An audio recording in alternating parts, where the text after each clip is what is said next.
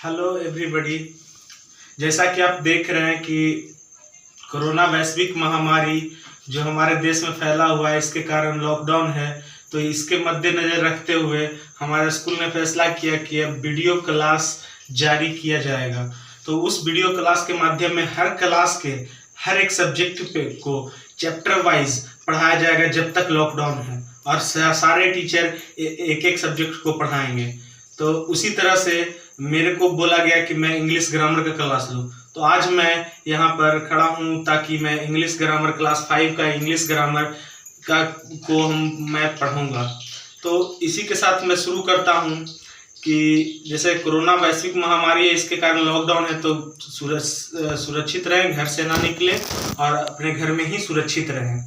और जो English grammar हमें दिया गया है, तो इंग्लिश ग्रामर इतनी अहम भूमिका है हमारे जीवन में कि वो जो इंग्लिश ग्रामर वो चैप्टर है, वो चैप्टर सिर्फ इंग्लिश का सारे स्टूडेंट, सारे विद्यार्थी, सब लोग जानते हैं कि सिर्फ ग्रामर इंग्लिश में काम देता है, लेकिन ऐसा नहीं है। हमारा मानना ऐसा बिल्कुल नहीं है कि इंग्लिश ग्रामर जो है वो सिर्फ और सिर्फ इंग्लिश के लिए जरूरी है। नहीं, वो हमारे हर एक subject, even though math, science, computer, SST, जितने भी सब्जेक्ट हैं, आपको सब में ग्रामर का यूज है।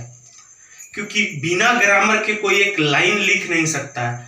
क्योंकि जैसा कि आप जानते हैं कि ग्रामर का मतलब ही होता है शुद्ध शुद्ध बोलना, शुद्ध शुद्ध लिखना। तो जब शुद्ध शुद्ध लिखाएगा ही नहीं तो ग्रामर का कहाँ यूज है। हर जगह पे आप मैथ का एक क्वेश्चन पढ़ते हैं, आप एक मैथ का क्वेश्चन पढ़ते हैं, तो उसमें भी आपको ग्रामर मिलेगा। उसमें भी सब्जेक्ट, वर्ब, ऑब्जेक्ट और आपको कंजक्शन, इंटरजेक्शन, जो भी आता है सारा कुछ आपको मिलेगा।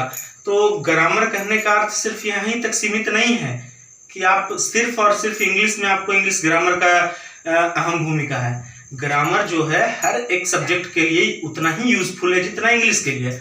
और माना जाता है कि ग्रामर पढ़ने में जो आपको ग्रामर का एक सटीक डेफिनेशन होता है कि ग्रामर इज ए रूल और लॉ।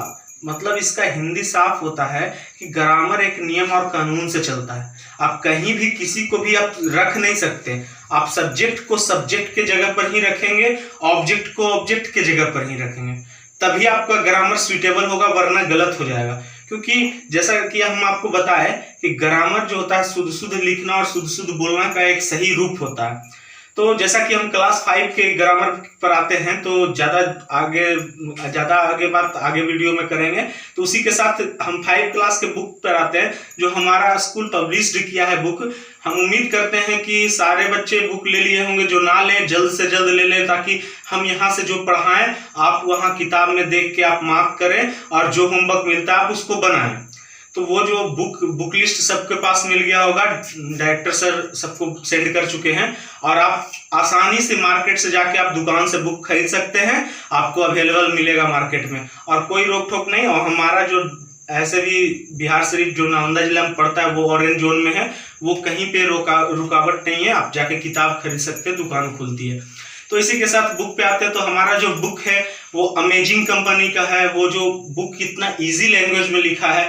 जैसा कि आप ग्रामर जानते हैं, कंटेंट की बात करते हैं। अब हम आते हैं अपने कंटेंट पे। तो कंटेंट में हमारा पढ़ने के लिए दिया हुआ है सेंटेंसेस है, नाउन है, प्रोनाउन है, नाउन एंड नंबर है, नाउन एंड जेंडर है, प्रीपोजिशन है, एडवर्ब है, एडजेक्टिव है, कंजक्शन है, फिर एस्से राइटिंग, लेटर राइटिंग, फिर नोटिस राइटिंग, पैराग्राफ राइटिंग, आपका सारा कुछ ग्रामर के सेक्टर में, comprehension, direct indirect, active passive, सारा हम लोग को आपके चैप्टर में पढ़ना है।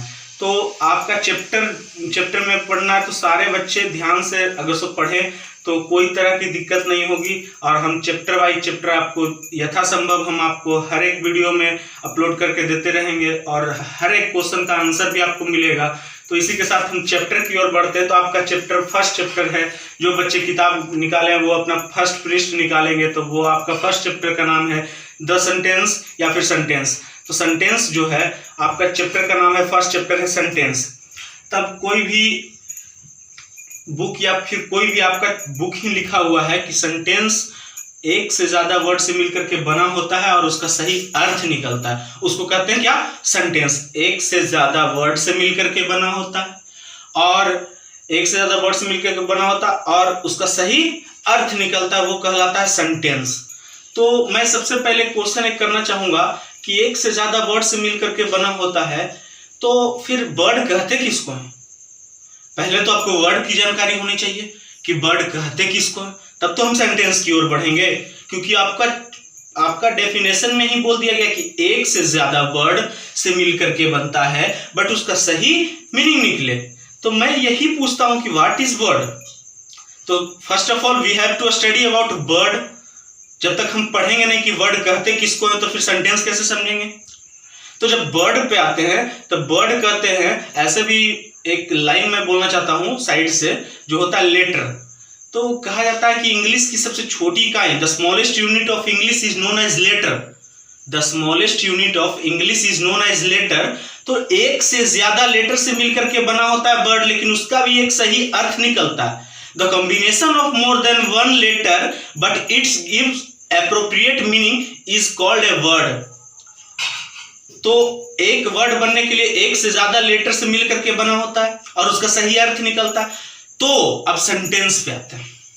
तो सेंटेंस में क्या बोलता है कि एक से ज्यादा वर्ड से मिलकर के बना होता है और उसका एक मीनिंगफुल मीनिंग निकले।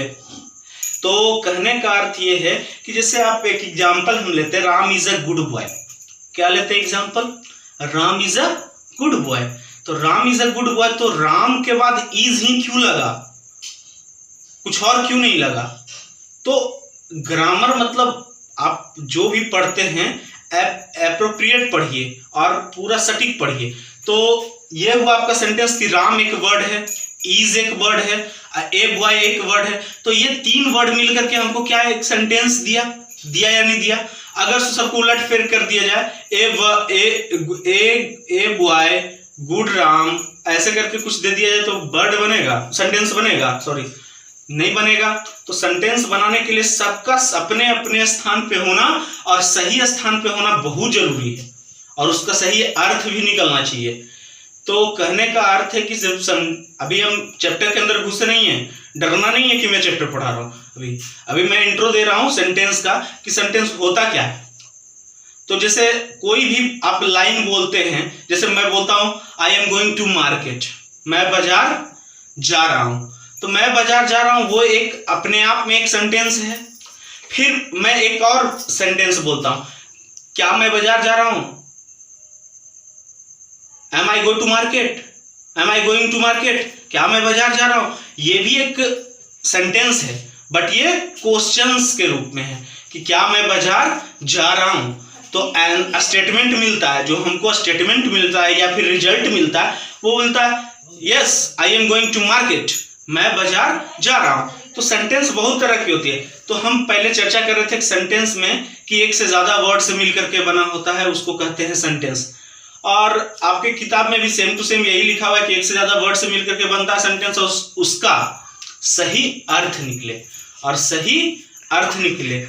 उसी के साथ सेंटेंस चार टाइप्स के होते हैं। सेंटेंस चार टाइप्स के होते हैं। पहला होता है असर्टिव सेंटेंस, दूसरा होता है इंट्रोगेटिव सेंटेंस, तीसरा होता है इंपरेटिव सेंटेंस और चौथा होता है एक्सक्लेमेटरी सेंटेंस। तो इसी के साथ मैं बोलता हूं एक एक करके, मैं सारे का एकदम प्योर फुल्ली डिफाइन करके विथ एग्जांपल्स मैं आपको समझाऊंगा और सारे का हम आपको करके देंगे एग्जांपल नेक्स्ट वीडियो में। बट इसी के साथ मैं आगे बढ़ता हूं कि जैसे कि आप सेंटेंस बोले, फिर आते हैं और भी चैप्टर्स होते हैं ग्रामर में। अभी मैं सेंटेंस के डेफिनेशन तक गया हूं, आगे आपके उसके टाइप से हैं। और इसी के साथ मैं आपको बोलता हूं नेक्स्ट और भी चैप्टर्स होते हैं, जैसे नाउन होते हैं, प्रोनाउन होते हैं, एडजेक्टिव होते हैं, एडवर्ब होते हैं, कंजक्शन होते हैं, प्रीपोजिशन होते हैं, एक्टिव पैसिव वॉइस होते हैं, नरेशन पार्ट्स ऑफ स्पीच होते हैं। तो सारे चैप्टर्स कंजक्शन, इंटरजेक्शन जो भी है, essay writing, letter writing, paragraph writing, letter writing, सारे को आप कॉम्प्रहेंशन से लेके सारा कुछ पैसेज राइटिंग सारा कुछ हम इंग्लिश में पढ़ेंगे। और इसी के साथ मैं आज का वीडियो यहीं समाप्त करता हूँ। धन्यवाद।